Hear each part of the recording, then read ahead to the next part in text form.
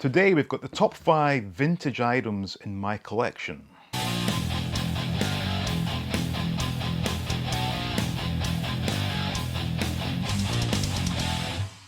Welcome back, and today we're going to take a look at the top 5 vintage items I currently own. Now, for a lot of people, the item itself is all that matters.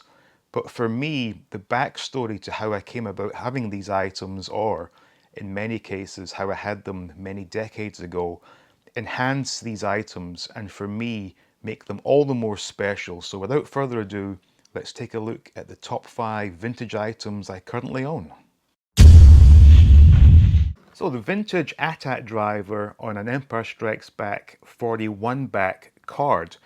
Now this one is rather interesting. So most people will know me as someone who opens vintage toys. And that was supposed to be the case with this. Now I got this for my birthday from Mrs. 88 2 years ago with the intention of opening it. At that time I was still building my vintage Star Wars figure collection and needed the AT-AT driver. Now the AT-AT driver, along with many of the other figures that are white in nature, are never in the best of conditions. They tend to yellow, and in this case he is quite prone to paint rub, especially on his backside. So I wanted a perfect AT-AT driver for my collection. Saw this on eBay, said to the Mrs. 88, I quite like this. So she went ahead, got it for me. I unwrapped it, and immediately the memories of being a kid came flooding back. And I just, for whatever reason, probably for the first time ever, could not bring myself to open this. I think the fact that it was the sort of blue-based 41 back that really hit home with me, because many of my figures as a kid had this exact backing to them. And just seeing this again just brought back so many fond memories. Plus, this bubble is crystal clear, which another reason for me not wanting to, I was going to say destroy it. It's never destroying to open something. If you enjoy having something open, go ahead and do it. In this case, I just didn't feel like opening this one, and keeping it as is a real reminder of my childhood. And whenever I look at this, it does put a smile on my face, and the memories of getting this as a kid, and indeed looking at that back, really do put me in a much better place. So for that reason, this does make number 5 on my favorite vintage items. Spider-Man Spider Buggy from Corgi. This is an absolute beauty, and this was a grail of mine. It was pricey but not ridiculously expensive, but that wasn't what made it a grail. It was the fact that I just could not find one brand new boxed. I found a few that were loose, opened up, they were beaten up, they were incomplete, and I wanted the full thing because as a kid, back at Christmas in 1979, I got this, and this was one of my favorite gifts that year. And I don't know how it happens, but I do have random vivid memories, one of which was getting this and playing with it on the living room floor. Now when I got this, yes, it was pricey, but it was worth every penny in my opinion, because to get reunited with this, it was just such a wonderful thing. And the fact that it was brand new, mint in box, I was able to open it and experience that all over again. And I have sort of looked on eBay now and again to see if they still have any. I haven't found one since. So the fact that this one came up at the time, had to have it. And really, it's just a wonderful piece. And as with all these Corgi items, the artwork on the back is fantastic. The Jeep itself was absolutely ridiculous. I don't think we ever saw Spider-Man driving a Jeep, but nevertheless, it looks really cool. And as I mentioned on the unboxing video, I was always fascinated with the plastic bag that was meant to be the spider web holding the Green Goblin. It's just such a unique, wacky toy, but one that I am so happy to have. Maskatron Mint in a sealed box. Now, much like the ATAT driver, I bought this with the intention of getting it opened, and at this point still can't quite bring myself to do it. Now, how I came about this was back in January, I cashed in my credit card points for a stack of PayPal gift cards. So I had a reasonable amount of money to play with, and I was sort of going between a few items, and then this one showed up. I thought, gotta have it. Now, I was wanting this one because, again, with many of these vintage items, to find a loose one that is in good, perfect condition is getting to be nigh on impossible. Especially something like Maskatron with all these rubber accessories that tend to be broken or warped. I wanted it to be perfect. And this one showed up, and it was quite pricey, I'll say that much, but given that it was essentially free because of my credit card points, I didn't hesitate. Now, what makes this one so special is that I, of course, had this as a kid. I actually had two. I'll explain that in a second. And I'd been looking for a loose Maskatron, like I said, was having no luck finding a nice one. And my intention was to get this, get it opened up and enjoy it as it was intended. But when it arrived and I saw it like this, it gave me a hard time because it is a piece of, 70s history. The tape on top is still intact, but only just, and I suspect it won't be long till that pops off.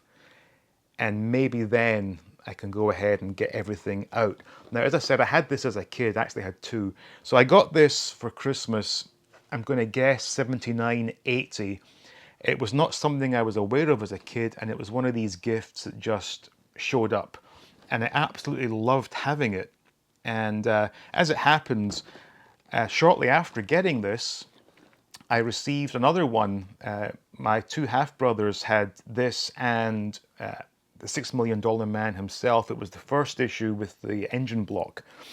And I got those handed down. So I actually had $6 Million Man and two Maskatrons. So of course, as a kid, I had six faces, two sucker hands, two claw hands, etc.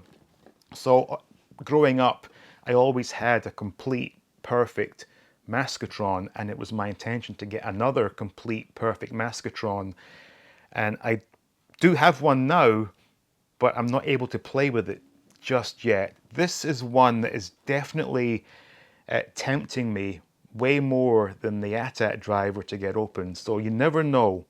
You may see a video at some point of me opening this, but for the time being, it's staying sealed and is just something that I love looking at. G1 Optimus Prime, minty fresh and complete. Now, I've said this story before, I'll give you a quick recap. Back in 1985, I, along with every other boy in the UK, wanted Optimus Prime for Christmas, but he was completely sold out, impossible to find, and in the end, I got Jetfire, but it always bothered me that I never did get Optimus Prime. Now, a few years ago, Walmart did their reissues, one of which was Optimus Prime that I have here.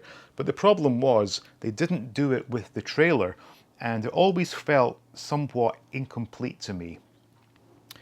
Earlier this year, Scott Hughes, who's become a very good friend of mine, reached out because he was selling some childhood items to raise capital for a new business, a business that YouTube won't let me tell you what it is, but I'll give you a clue.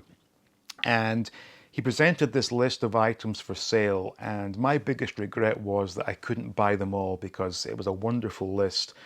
I could only afford to get one thing, and one thing on that list was his childhood Optimus Prime, minty fresh and complete. And I had to jump at the chance to get this. And it has just made I was going to say it's made my life complete. That's an exaggeration, but it's really satisfied something that had been bothering me for decades, and that was that I never did get the chance to own one of these and play with it. And when I received it, obviously it was wonderfully packed and got everything out. I mean, we're talking 100% complete. I've got to be careful with it because it's basically an antique now, but everything is there. We've got roller, we've got the gas tank and hose, we've got all the weapons, we've got the extra missiles, we've got the fists for Optimus, we've got his laser blaster. The stickers have been beautifully placed, which is quite rare. A lot of times you see vintage toys and the kids back in the day just stuck them on, very poorly. This has been done so well. Everything is here. We've got the tech spec cut out from the box with the decoder. We have all the documentation.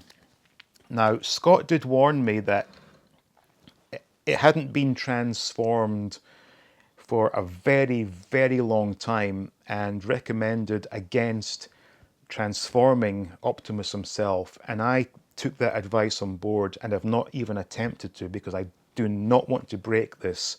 However, because I have my reissue that I can do what I want with, I have the perfect Optimus Prime display whereby I can have it in tractor trailer mode and have one in Autobot mode.